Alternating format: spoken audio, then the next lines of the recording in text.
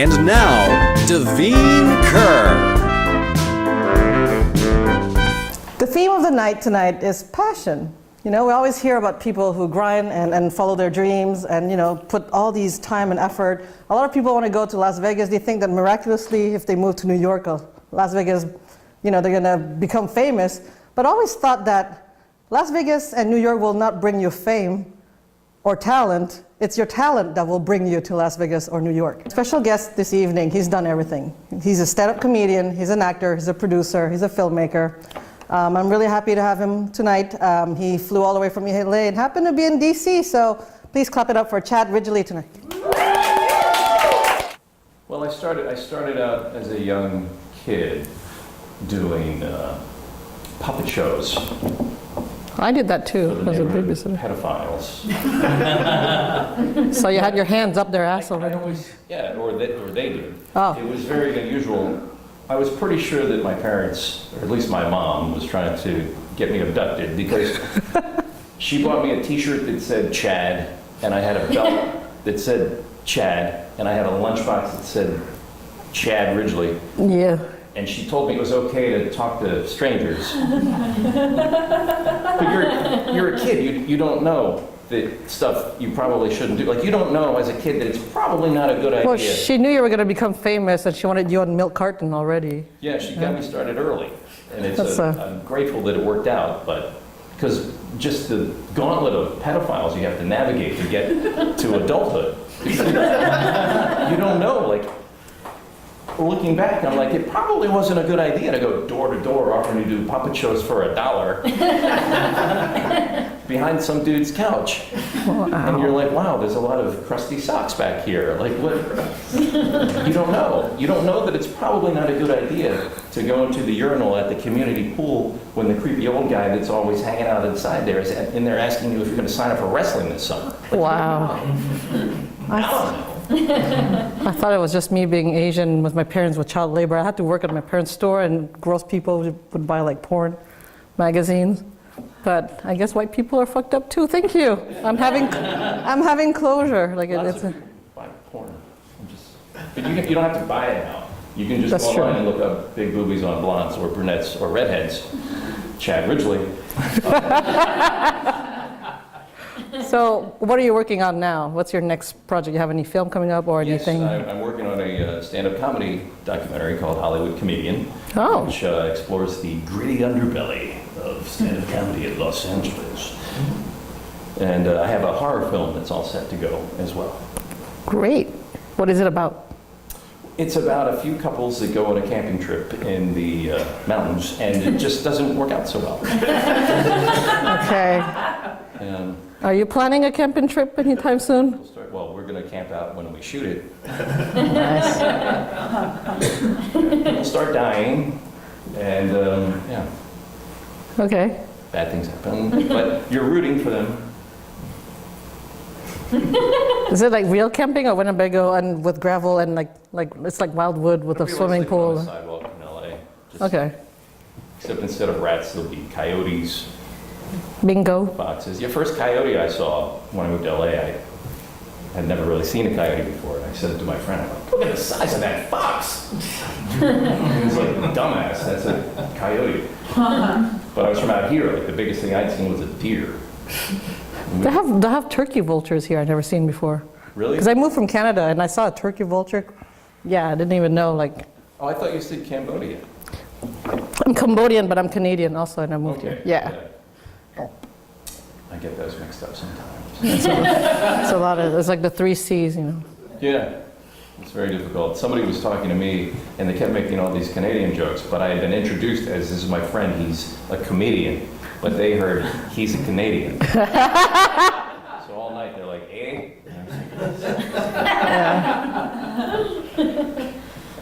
Well, what tip, you know, do you feel like stand-up has changed since you, do you remember the year you started stand-up? Yes, 2011. Do you feel like it's changed a lot since then? Like, do you think it's easier for new comics now to do stand-up versus before, as far as social media or, you know, people like using it?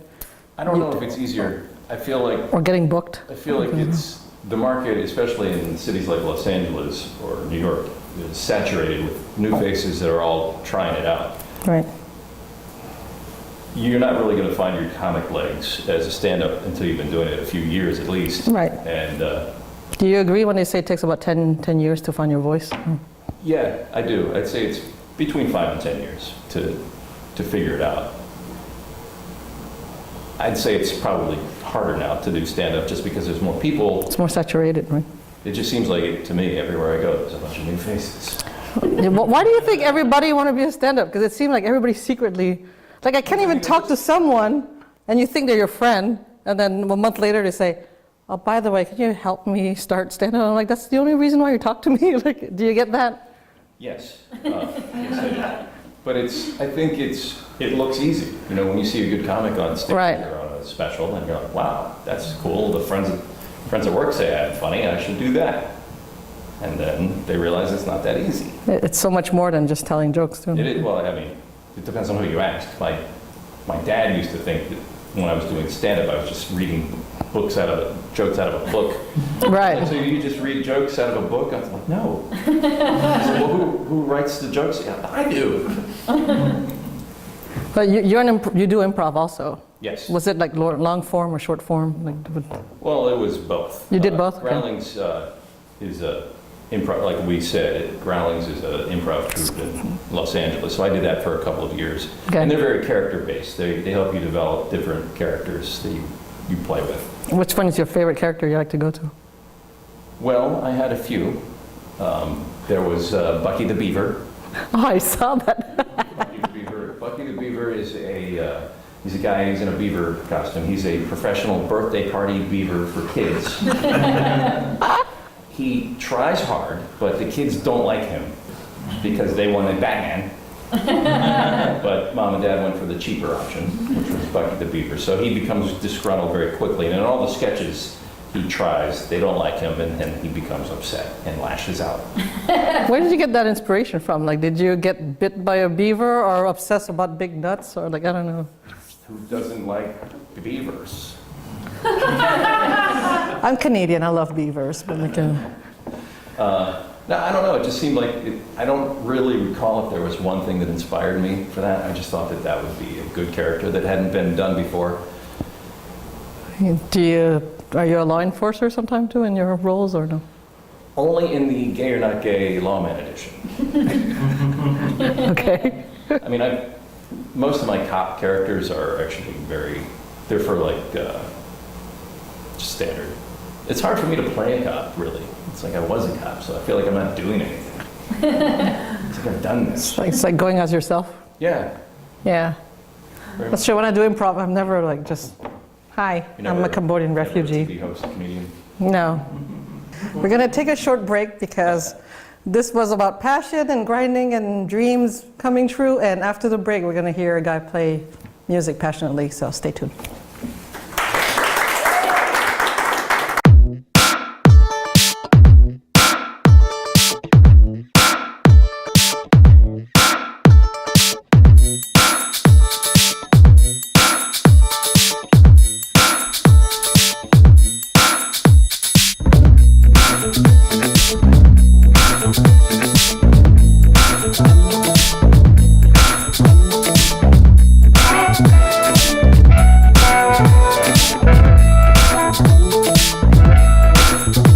Please clap it up for Jorge, Serafin.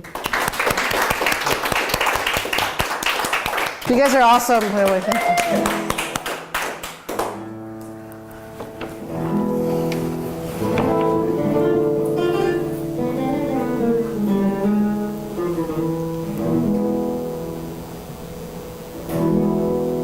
Talking about inspiration, as Chad was saying, you go through a lot of stuff in life.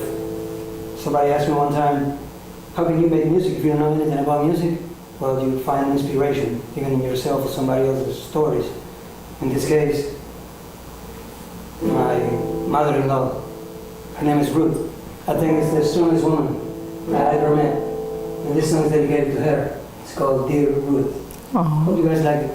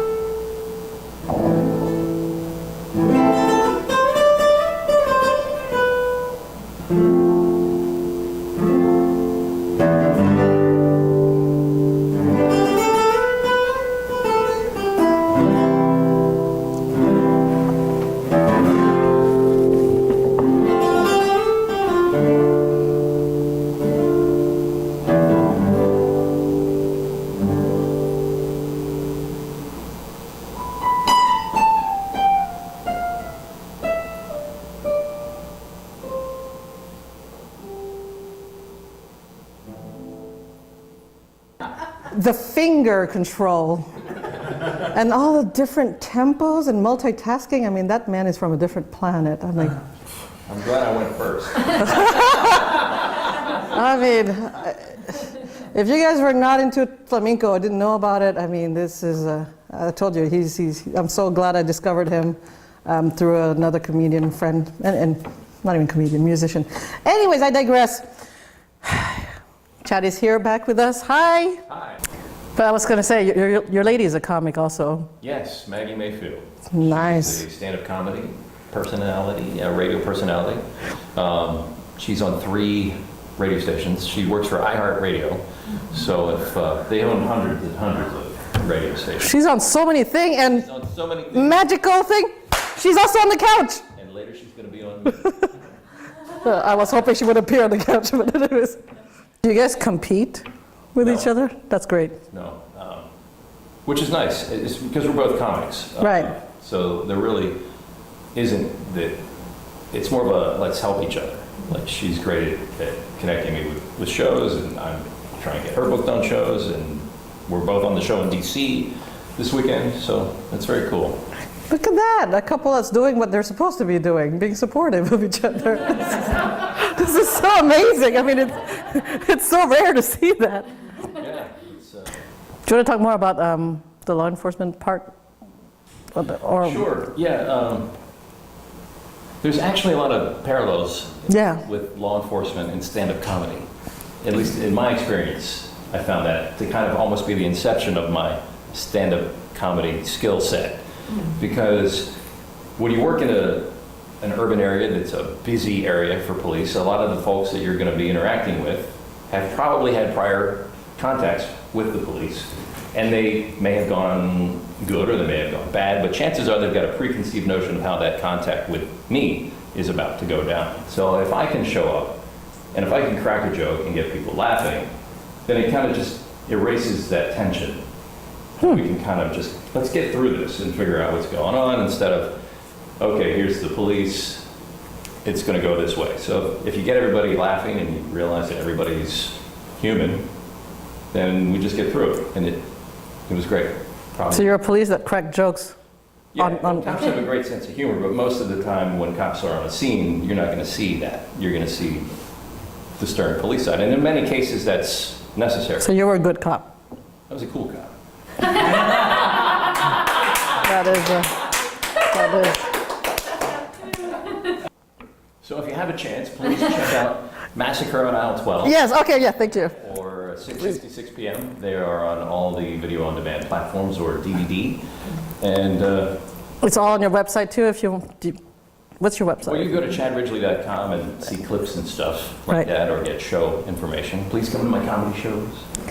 And great, thank you so much for being here. Thank you so much for having me. We're gonna close. This is fantastic. We're gonna close the show with the last piece of Jorge Serafin. So stick around, Jorge. Hey. Talking about inspiration, as Chad was saying, you go through a lot of stuff in life. Somebody asked me one time, how can you make music if you don't know anything about music? Well, you find inspiration, even in yourself or somebody else's stories. In this case, my mother-in-law, her name is Ruth. I think it's the strongest woman I ever met. And this song is dedicated to her. It's called Dear Ruth. Aww. Hope you guys like it.